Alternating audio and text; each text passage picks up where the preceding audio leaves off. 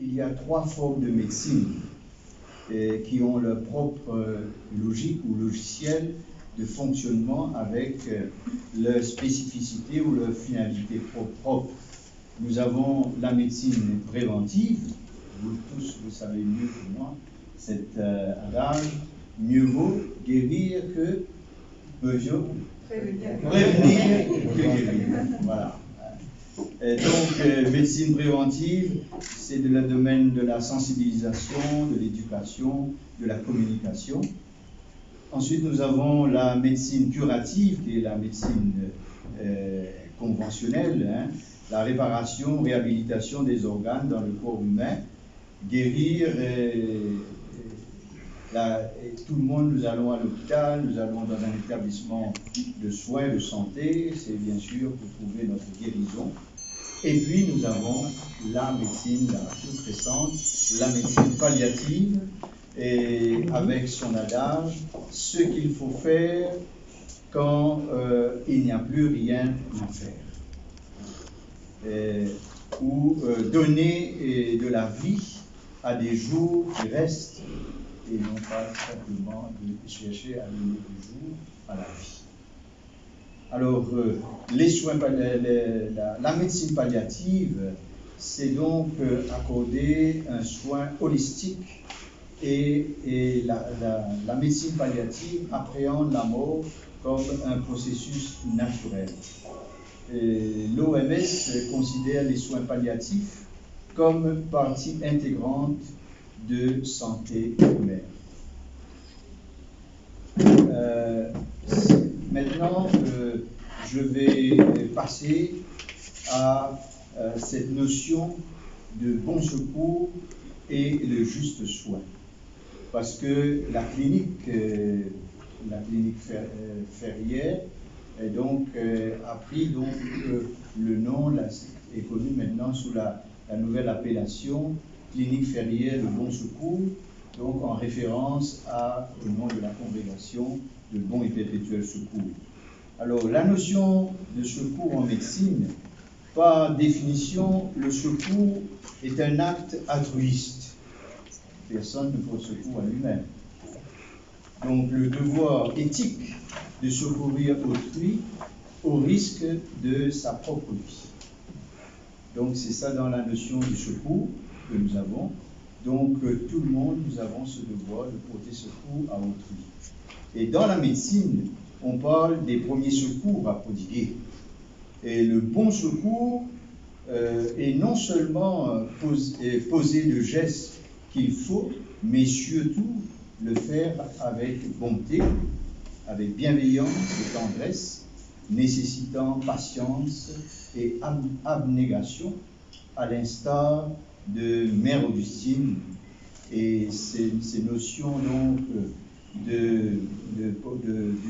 cette notion de bon secours, à l'instar de Mère Augustine, comme nous le savons, c'est certainement un attribut féminin, puisque Mère Augustine, dans ces établissements donc, de soins, de santé, elle savait donc donner les soins vraiment avec bienveillance, avec tendresse, avec bonté.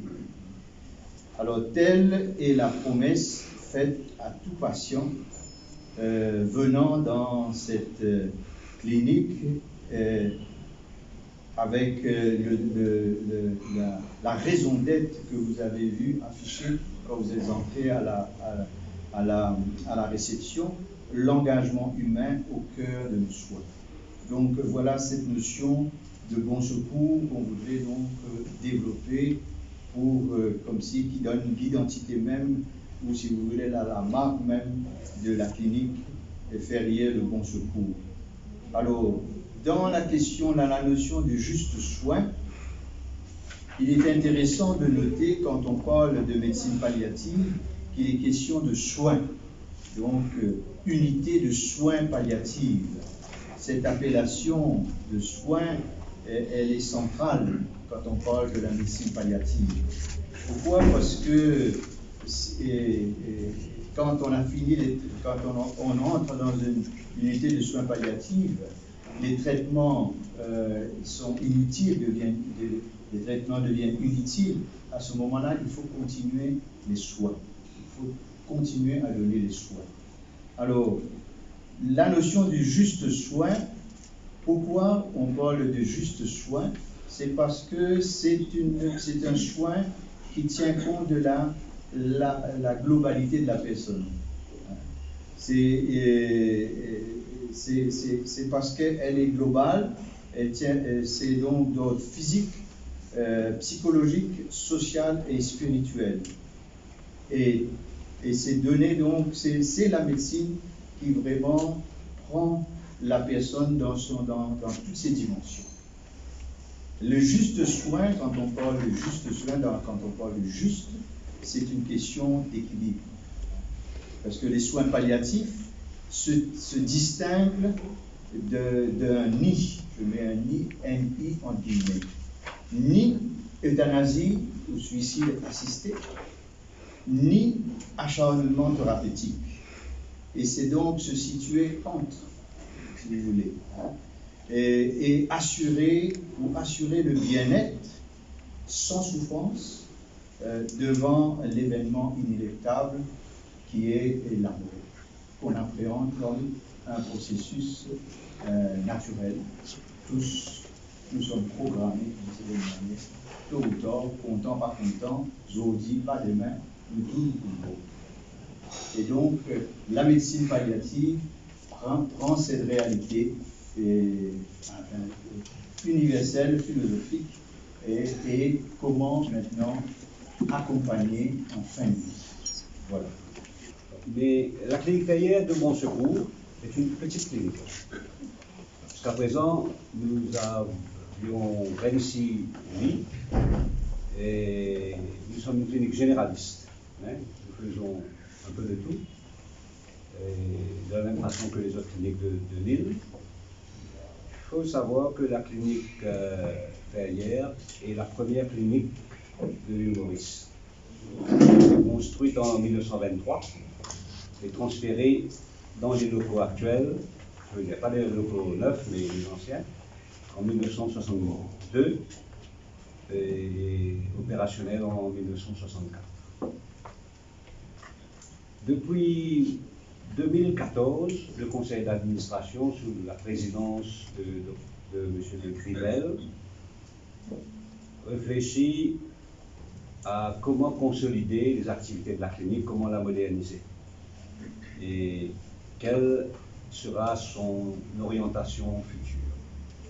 Et plusieurs projets de développement avaient été envisagés et l'idée du projet de soins palliatifs a commencé à retenir l'attention du Conseil vers fin 2016 et a coïncidé avec la visite de Dr Chollet en novembre de cette année. Dr Chollet, qui nous visite, envoyé par un ami, parce qu'il est un très grand ami de l'île Maurice, qui a opéré pas mal de Mauriciens en France, et il débarque chez nous pour lui dire « Je suis là pour vous aider. Qu'est-ce que vous voulez que je fasse pour vous ?» Et on lui dit « Écoute, on a une idée de projet de soins palliatifs et on voudrait quelqu'un pour nous aider à bien conceptualiser et à les mettre en œuvre. » Lui-même n'étant pas un spécialiste des soins palliatifs, il retourne en France et il nous trouve un de ses anciens amis de fac, de la faculté, Dr Claude Grange, qui est lui un des premiers spécialistes en soins palliatifs en France. Donc l'idée au départ, c'était de convertir et de transformer une partie de la clinique en unité de soins palliatifs. Donc c'était un petit projet pour venir consolider les activités de la clinique. Et on avait commencé à travailler sur les plans, le design avec l'architecte, avec beaucoup de difficultés pour transformer le vieux et le mettre à neuf. Et finalement, nous invitons Dr Grange à venir nous visiter pour finaliser le projet. Il arrive en novembre, octobre 2017, je crois, 2018, je crois. Et avant même d'entrer à la clinique, il fait le tour de la propriété. Et lorsqu'il rentre, il nous dit, écoute, on ne va pas pouvoir faire du neuf avec du vieux, construisons sur le parking. Et c'est là où cette idée un peu folle prend son envol. Le conseil réfléchit à la question, et en même temps, la congrégation était en train de réfléchir sur son charisme, de renouveler son charisme et sa mission, qui coïncide parfaitement avec ce projet de soins palliatifs. Et après avoir fait un business plan, avec l'aide de M. Pierre Affreux, qui est ici, membre du conseil d'administration, on s'y lance, ne sachant pas dans quelle difficulté nous allons nous trouver. Et heureusement, avec l'aide de tous les professionnels, avec l'aide de nos financiers, la MCB, la personne de Mme Abdi Larène qui est là, je salue la présence, nous avons pu faire le tour de table, trouver les financements nécessaires et lancer le projet en octobre 2019. L'idée, c'était de faire un fast track project sur maximum 1 an. Malheureusement, le lockdown est venu bouleverser les plans. 2 lockdowns. Et finalement, 22 mois après, et 2 lockdowns plus tard, nous voici réunis dans ces locaux que vous allez visiter avec nos amis qui sont membres de l'équipe de l'unité de soins palliatifs, Dr Nagat et Mme Sophie Fixé. Donc, l'unité de soins palliatifs couvre une superficie de 3500 mètres carrés. Donc, nos amis médecins nous disent, waouh, 3500 mètres carrés, combien de chambres tu vas faire? 50 chambres? Non. Le projet de soins palliatifs est un projet étudié pour donner tout le confort aux patients, tout le confort aux proches qui viennent accompagner le patient. On n'a que 12 chambres dans cette unité de soins palliatifs, mais avec des facilités que vous allez visiter plus tard, qui donnent un confort, comme je l'ai dit, aux patients et des facilités pour que les proches puissent venir à la clinique pour accompagner. Donc, un proche qui est malade, qui souffre, et que nous, on va s'efforcer de soulager. Donc, l'unité aussi comprend quelque chose de spécial, c'est une salle de bain thérapeutique, où nous avons installé une baignoire à ultrasons, et le Dr Nagar vous expliquait les bienfaits d'avoir un bain thérapeutique. Au 2e étage, nous avons de grands espaces, et vous allez visiter plus tard le coin famille. Le coin famille, c'est quoi? C'est 2 salons de famille qui peuvent accueillir la famille, les familles de ceux qui sont admis en unité de soins palliatifs. Ce sont 2 salons qui sont bien étudiés, confortables, où on peut même accueillir le patient pour célébrer pour faire une célébration quelconque, pour fêter un anniversaire par exemple. Et le patient peut être pris de sa chambre, dans son lit, l'ascenseur, il vient au salon, on fête son anniversaire ou l'anniversaire de ses proches. Ils peuvent même avoir accès à la terrasse. Nous avons 2 terrasses extérieures et une terrasse intérieure. Et s'il y a du soleil, comme souvent à QAP, comme on le sait, donc on peut prendre un peu de soleil, un peu une bouffée d'oxygène. Et tout ça est fait pour donner tout le confort. Donc l'unité de soins palliatifs a été construite selon des normes françaises, donc européennes. Et le docteur Grange, qui nous a aidés à conceptualiser le projet, à veiller à ce que tout soit fait d'après les normes françaises qu'il connaît bien. Un exemple, c'est une petite anecdote. Nous avons donc, donnant sur la terrasse, un couloir, et il y avait un rebord. Un rebord, hein, il y avait la porte sur le rebord.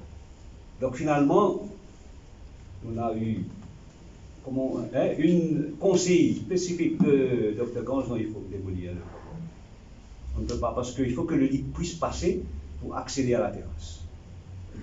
Donc, que tout est fait et pour que cette unité soit un bijou qui donc est destiné à soulager la souffrance de ceux qui sont atteints d'une maladie incurable, évolutive, en fin de vie ou non. Il faut dire aussi que l'unité procure des soins médicaux. C'est très important. Nous sommes une clinique ici, donc ce sont des soins médicaux. Ce ne sont pas des soins de confort. Il faut que le patient soit atteint de symptômes, souffre de symptômes réfractaires qui ne peuvent pas être contrôlés à domicile. C'est à ce moment-là que le patient peut être admis sous la supervision du médecin chef de service de l'unité. Donc, les critères d'admission sont assez stricts. C'est pour veiller à ce que tout soit fait dans les règles de l'art, qu'il n'y ait pas d'abus. Et pour admettre un patient à l'unité de soins palliatifs, donc nous avons étudié un forfait. Nous avons pensé qu'un forfait donnait plus de clarté, de transparence et de prédictabilité. Vous connaissez tous, vous avez tous eu des proches peut-être admis en soins intensifs. Vous savez, lorsqu'on y rentre, on ne sait pas, lorsqu'on va sortir de l'unité de soins intensifs, si on y sort, la douloureuse, sera de combien? Nous connaissons tous beaucoup d'histoires, de drames. Mais ici, nous avons voulu pratiquer la transparence, la clarté et la prédictabilité. Et le forfait est un forfait étudié avec nos partenaires des compagnies d'assurance, les principales compagnies d'assurance comme la Swan, comme la Research Union, comme MedScheme, et l'association des assurances médicales de l'île Maurice qui sont présents ici aujourd'hui et qui nous démontrent leur amitié et leur soutien. Il y a M. Yvan Thomas de la Swan, M. Lindsay Edwards de l'association des assurances médicales, M. Banks-Ruppen de la LUA. Donc, le forfait a été étudié donc, avec eux. Et nous sommes heureux de dire qu'ils ont accepté que leur couverture médicale couvre aussi les soins palliatifs. Et selon, bien sûr, les critères d'éligibilité des assurés et de leur contrat d'assurance.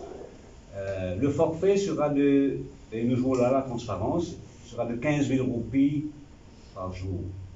Et ce forfait est un forfait, pour utiliser un terme un peu hôtelier, all inclusive. C'est-à-dire, ça comprend les chambres, la chambre, les médecins qui sont en permanence sur l'établissement.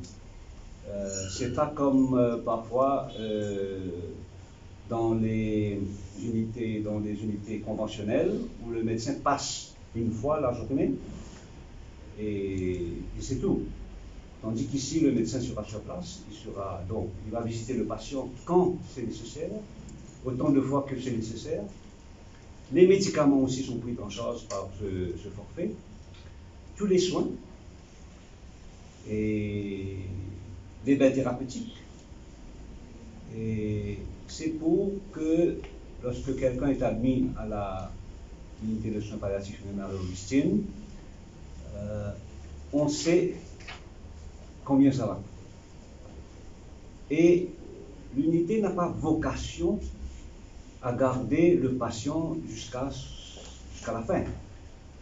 L'idée, au contraire, c'est on admet le patient lorsque les symptômes ne peuvent pas être contrôlés à domicile, on stabilise le patient et on le renvoie chez lui, aussitôt que possible. Donc tout est fait dans un souci d'éthique. Et nous y tenons parce que la clinique Ferrière, le Bon Secours, est une clinique qui ne pratique pas une tarification abusive. Et nous pouvons, et on le dit de temps en temps, nous pouvons être fiers de dire que lorsque un patient est admis chez nous, par exemple, on ne demande pas de dépôt. Et vous savez tous comment ça se passe, parfois, avant même d'entrer à la clinique, on vous demande de faire un dépôt. Et tous les jours, on vous appelle, on vous dit, bon voilà, votre compte est arrivé. Ici, on ne pratique pas ce genre on n'a pas ce genre de pratique. Le patient avant tout. Et nous pratiquons une tarification, une facturation, ce que moi j'appellerais no-nonsense. Pas de facturation exagérée. Donc le juste soin, mais aussi la juste facture. Donc voilà ce que j'avais à vous dire. Et donc l'aventure commence maintenant, en vérité. Maintenant, après 2 ans de travail acharné. Et donc là, on va vraiment commencer cette aventure qui nous attend. Très bien.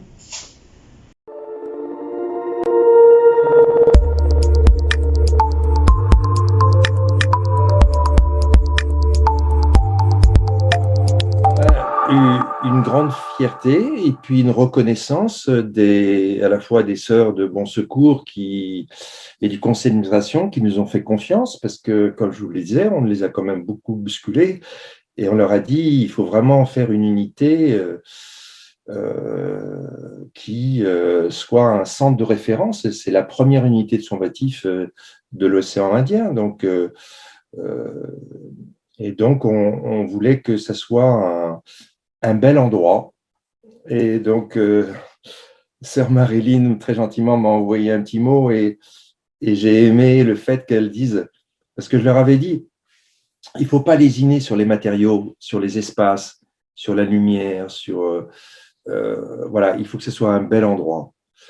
Il faut que les gens, les visiteurs, les familles, quand ils rentrent ici, ils fassent « waouh ». Et donc, elle a dit eh ben, ça a marché, c'est vraiment l'effet waouh, parce que tous ceux qui ont visité, ils ont fait waouh.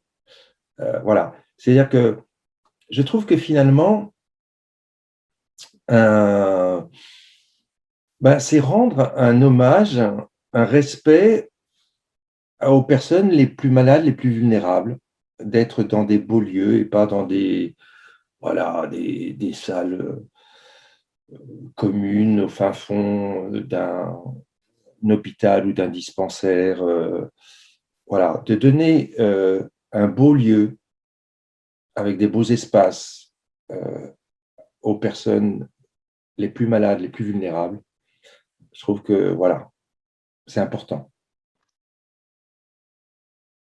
À tous les journalistes, à tous les visiteurs, à tous les hommes de médias, je voudrais leur rappeler que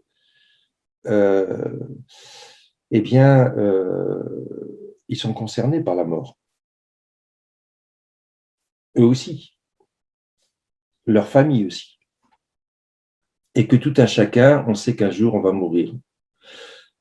Et que toutes les enquêtes en France, mais pas qu'en France, ailleurs aussi, montrent qu'on meurt encore en France dans des conditions inacceptables, avec des douleurs épouvantables. Et quand on est famille, de voir son proche mourir dans des conditions inacceptables, c'est pas possible. Je pense que c'est l'honneur de la médecine de s'occuper aussi de ceux qu'on ne peut plus guérir.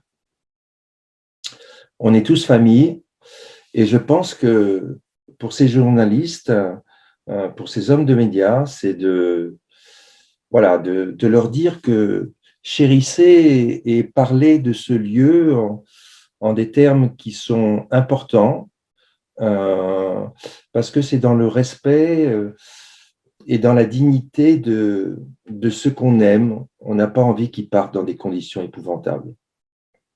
Et cet endroit, ce lieu, moi, je peux vous assurer que je me suis occupé de la formation du personnel médical et soignant. Il y a une énorme motivation à accomplir cette mission, de faire en sorte que ces personnes qui sont au terme de leur vie, on puisse faire en sorte qu'ils soient le plus confortables possible dans les derniers moments de leur vie, dans un endroit qui est beau, avec le juste soin. Voilà, c'est important. Bonjour à tous, bienvenue dans ces locaux magnifiques. Nous nous trouvons au niveau du centre de formation, qui est l'une des entités de l'unité de soins palliatifs Mère Marie-Augustine. Le centre de formation est destiné aux professionnels de santé, nos professionnels de santé et aussi aux professionnels libéraux qui pourront nous adresser des patients qui souffrent d'une maladie évolutive, potentiellement mortelle. Donc, Pierre Owen et M. Young ont donné la juste définition des soins palliatifs. C'est des soins actifs qu'on administre à une personne qui souffre d'une maladie grave, évolutive, potentiellement mortelle. Les soins palliatifs prennent en charge la douleur physique, mais aussi la douleur, la souffrance psychologique, spirituelle et sociale. La philosophie même des soins palliatifs, c'est que nous sommes contre l'euthanasie, mais nous sommes aussi contre le principe d'acharnement thérapeutique. Ma vision personnelle, c'est qu'on souhaiterait placer le patient au centre de la prise en charge. Le patient n'est plus un objet de soin, mais il est sujet de soin. Il faut qu'il puisse décider lui-même ce qu'il souhaite pour sa maladie et pour sa mort. Alors, comment allons-nous opérer? On a une équipe formée pour soins palliatifs. On a Madame Sophie Fuxé, notre cadre de santé. On a des binômes infirmiers aides-soignants. Donc, un binôme infirmier aide-soignant va prendre en charge 5 patients. On a une psychologue dans l'équipe, Madame Safia Adamji. On a une secrétaire médicale. Et aussi, on a dans notre équipe 14 bénévoles qui feront partie intégrante de l'équipe pour apporter une approche globale de la personne et de la famille. Donc, l'unité de soins palliatifs comprend donc 3 entités, le service même, donc 12 lits, que vous allez découvrir tout à l'heure, le centre de formation où nous nous trouvons actuellement, et aussi une équipe mobile de soins palliatifs. L'équipe mobile de soins palliatifs pourra être sollicitée par les professionnels de santé et les familles, donc soit en être hospitalier à la clinique même, ou à domicile. En cas de situation complexe, comme M. Delahaye a expliqué, c'est une complexité de symptômes au domicile, des symptômes réfractaires qui résistent à des traitements usuels. Bien sûr, il faut qu'il y ait une pathologie évolutive en fond, donc on aura des critères très spécifiques pour admettre les patients dans l'unité.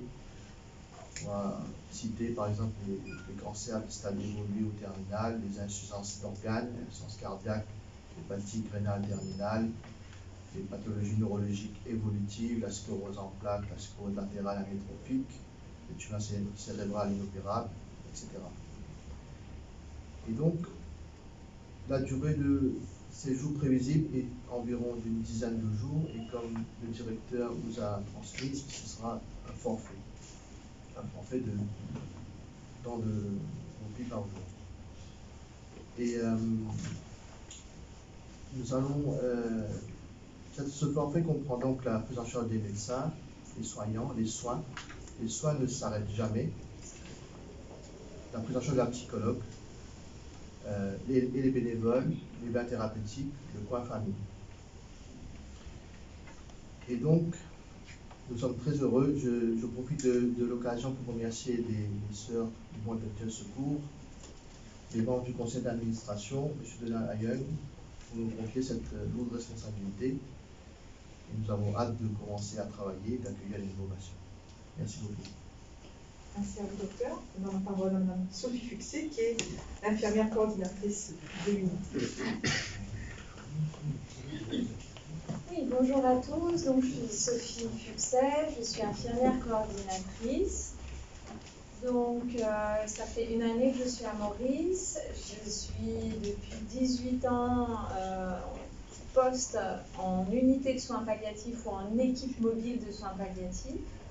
J'ai exercé à Paris, à l'hôpital européen Georges Pompidou, mais aussi à Barcelone. Et mon dernier poste était en Haute-Savoie, dans la région de Chamonix.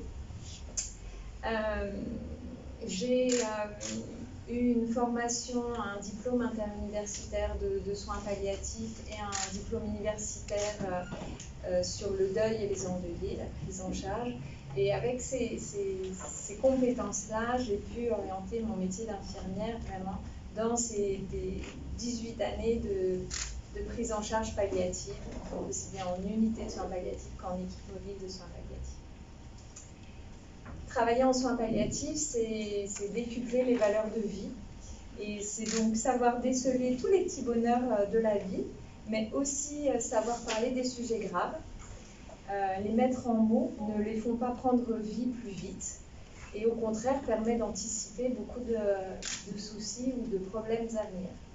Donc c'est ces compétences-là qu'on développe et qu'on travaille avec nos patients et les familles de nos patients. Au sein de l'équipe, j'ai un rôle de coordination en interne, mais aussi un rôle de liaison avec l'extérieur.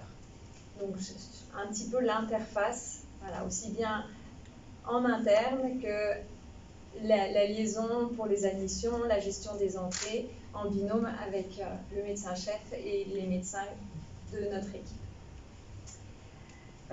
Comme vous l'avez entendu plusieurs fois, on travaille en interdisciplinarité. C'est entre autres ce qu'on vient vous présenter là. On travaille en binôme, c'est-à-dire qu'à plusieurs cerveaux, à plusieurs regards, chacun dans ses compétences et ses spécificités, on prend en charge le patient, sa famille, mais dans une prise en soin personnalisée, unique, sur mesure, pour son accompagnement dans son chemin de vie à lui.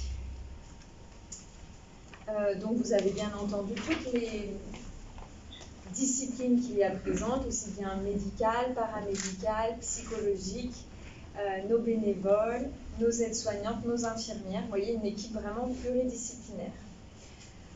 Grâce à toutes ces équipes, toutes ces spécificités, on travaille l'unité, on la fait devenir un petit peu c'est un état d'esprit comme à la maison, c'est-à-dire, vous voyez, il y a un salon des familles, et le but c'est qu'il y ait un état d'esprit vraiment convivial et familial.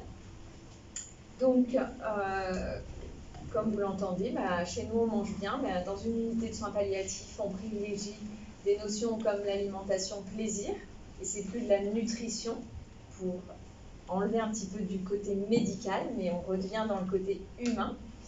Donc vraiment une alimentation plaisir.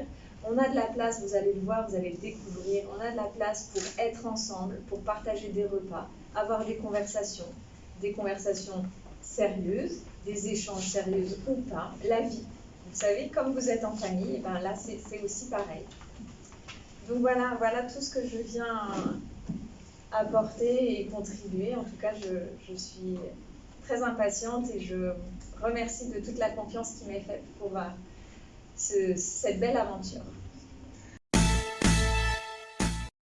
Séjour, maximal du séjour, c'est 10 jours.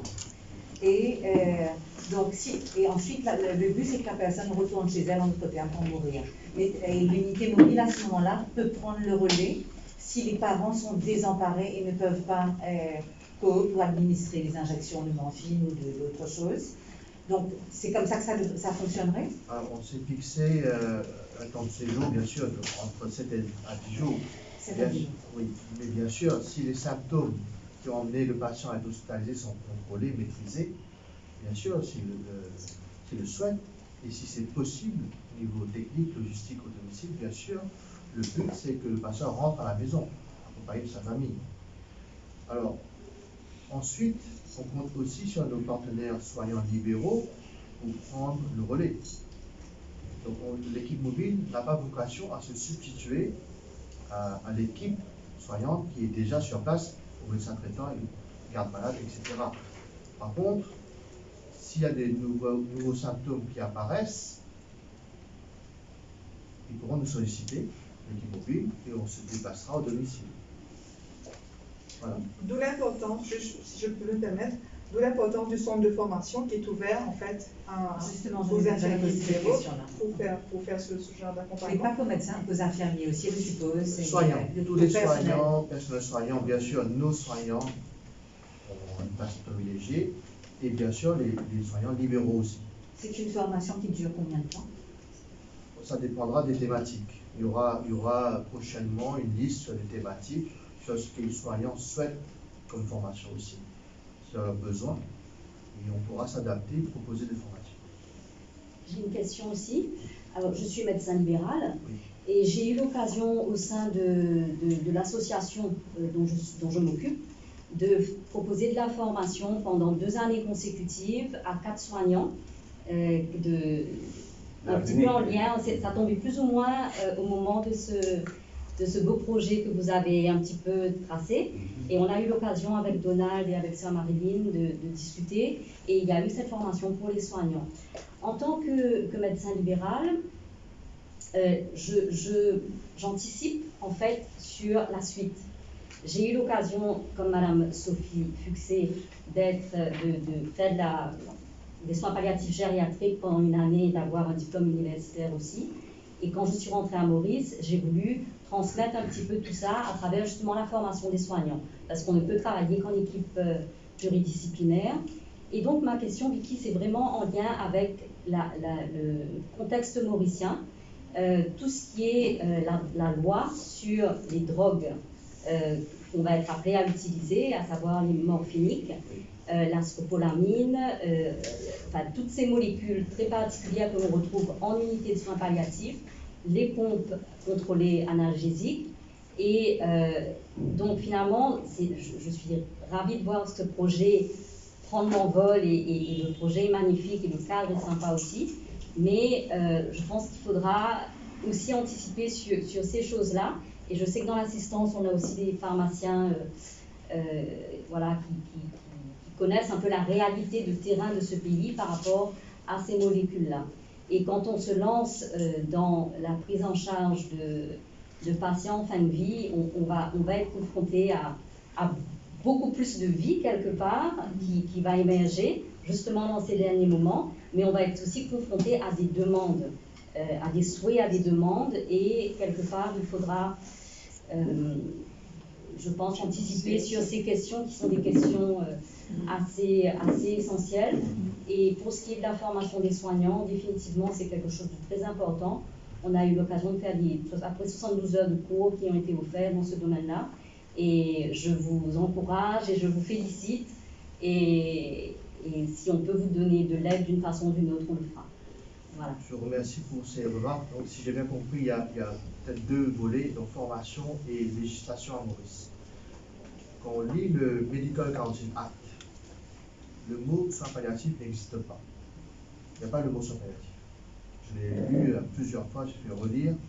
On a eu un juriste qui nous a donné un cours sur le cadre légal à Maurice. Bien sûr, on va tout faire en respectant la législation à Maurice. Mais quand on décode tous les articles, partie 1, partie 2, notamment la section 6, D et E, ils disent bien the registered medical practitioner doit respecter la vie du patient, doit lui apporter une réponse claire et doit dévouer sa pratique dans la souffrance de l'humanité. Enfin, il n'y a pas de terme soins palliatifs. Et si on lit entre les lignes, Ils disent bien, le cadre légal dit bien, le médecin doit s'abstenir à toute obstination déraisonnable. C'est-à-dire qu'il ne doit pas faire subir aux patients des investigations inutiles, des traitements inutiles. Donc, si on le dit comme ça, on peut interpréter cette législation pour pratiquer le soin palliatif comme on fait habituellement avec les exigences d'absence de douleur physique, prise en charge sociale, prise en charge psychologique et spirituelle. Voilà. Et dans le Nursing Council Act, j'ai trouvé juste un texte où le patient a le droit de refuser un traitement. C'est dans le Nursing Council Act seulement. Donc le patient, on doit lui apporter des informations claires, il doit comprendre, il doit participer à la décision, mais il a aussi le droit de refuser un traitement que le médecin lui propose. Bien sûr, tout se fait avec l'accord du patient. On veut vraiment mettre le patient au centre de la prise en charge. Et donc, deuxième aspect, c'est la formation. Bien sûr, ce centre sera ouvert à d'autres conférenciers. On a un comité scientifique. Donc, si vous le souhaitez, vous nous envoyez votre thématique de formation. On va étudier et on va le faire ensemble. Voilà. Est-ce que vous avez prévu quelque chose pour les familles? Parce que très souvent, les familles sont les plus désemparées parce que déjà qu'elles ne comprennent pas la maladie, mais aussi c'est tout le côté émotionnel. Est-ce qu'il y a quelque chose de prévu? Bien sûr, la prise en charge inclut le patient et sa famille. Donc vous allez voir tout à l'heure, pendant la visite, le point famille. Vous allez découvrir. C'est un changement stratégique voulu. Vous voulez être hors du hospital business, c'est ça que vous voulez faire? Non, pas du tout. Non, pas du tout. Nous sommes dans le secteur médical. Donc, nous continuons nos activités existantes, mais nous sommes venus apporter un volet supplémentaire. Et les soins palliatifs, ce sont, comme je l'ai dit tout à l'heure là, des soins médicaux. Hein? Ce sont des soins médicaux. D'ailleurs, nous avons les médecins, les soignants, les aides-soignantes. Ce n'est pas des soins de confort. Nous ne sommes pas un home. Hein? Nous sommes bien ancrés dans le secteur médical. Et d'ailleurs, nous allons consolider nos activités existantes en rafraîchissant donc les chambres existantes, en améliorant notre plateforme technique. Et donc, nous considérons que les deux volets se complètent. S'il vous plaît, vous avez parlé de la présence de 14 bénévoles. Quel va être le rôle, la fonction des bénévoles? Alors, comme c'est une médecine par nature, par définition pluridisciplinaire, donc les bénévoles, au même titre qu'il y a les aides-soignants, il y a les médecins, il y a les infirmiers, il y a les psychologues, et puis il y a les paramédicaux, donc ils sont là d'abord pour représenter la société civile. Pour dire que, vous savez, quand on est dans la maladie, bien souvent, on se retrouve face à son médecin et seul dans l'abandon. Par contre, on vient dire donc aux patients, la société est là à vos côtés. Vous n'êtes pas isolés, vous, avec les membres de votre famille, tout simplement. Donc, représente la société civile, ils apportent une présence, hein, parce que le but, c'est d'être présent, et leur présence, ce n'est pas une présence qu'ils imposent, mais c'est là où ils sont dans le relationnel, qui est le type de l'accompagnement. Alors, qu'est-ce qu'ils peuvent faire? C'est donc, et pas simplement auprès des patients, mais aussi auprès des familles. Et quand ils vont visiter, il y a une permanence qui va être là, de bénévoles. Et quand ils vont aller dans les chambres, vont visiter les malades, ils peuvent rentrer en relation. Si la personne veut parler de ses enfants, ben, il parle de sa famille, de toutes les questions. Donc, ils sont là pour écouter, pour accompagner, et aussi par rapport aux demandes spirituelles aussi. Ils sont là aussi pour accompagner sur le plan spirituel faut s'entendre sur le mot spirituel. Le spirituel ne veut pas dire que religieux. C'est les questions, Madame Sophie Fuxé vient de dire, c'est dans ces moments, les questions graves, les questions sur l'intime et sur l'ultime apparaissent quand on est en fin de vie. Eh bien, ils sont là pour accompagner, offrir de l'écoute. Et puis aussi, ils participent aussi aux réunions quand il y a, puisque c'est interdisciplinaire, donc il y a des réunions qui sont régulièrement où ils apportent aussi ce qu'ils ont reçu et pour partager, pour éclairer surtout l'équipe médicale. Je rajouterai à ce qu'on vient de dire, bien sûr, il ne faut pas que le patient ait des symptômes réfractaires, il ne faut pas qu'il soit encombré, anxieux, il ne faut pas qu'il soit douloureux. Donc la douleur physique, c'était une partie de votre question. Bien sûr, on utilisera des molécules adaptées, les paliers 3 de l'OMS, la morphine, pour ne pas le citer.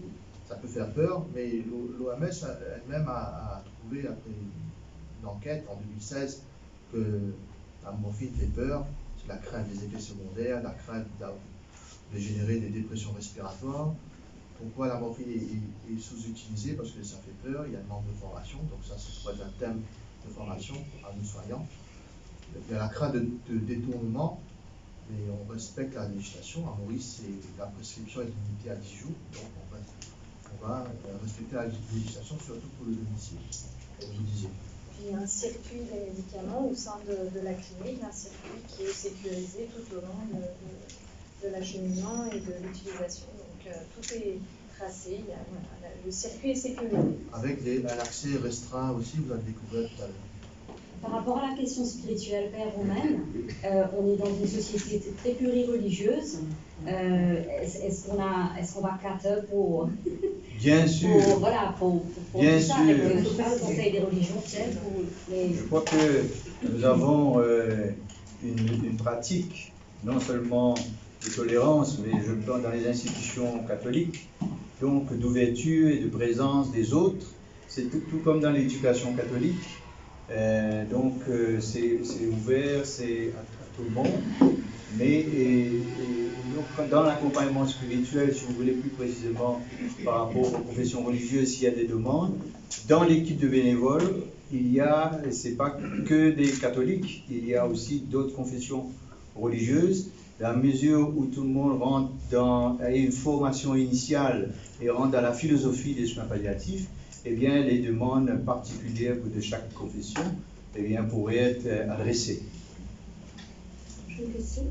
Vous venez avec quelque chose de nouveau dans le domaine des soins dans le pays. Est-ce que vous avez eu l'occasion de présenter votre projet au gouvernement ou aux autorités de la santé du pays, ou est-ce que vous comptez le faire dans les jours à venir? Oui, le ministère est parfaitement au courant de notre projet. Nous travaillons en collaboration avec le ministère de la Santé. D'ailleurs, pour les dotations en produits morphiniques, c'est le ministère qui nous donne l'autorisation. Donc, nous sommes en quelque sorte en partenariat avec le gouvernement pour ce projet. Nous sommes des pionniers, mais nous espérons que nous aurons ouvert la voie à d'autres projets, même au sein des services publics.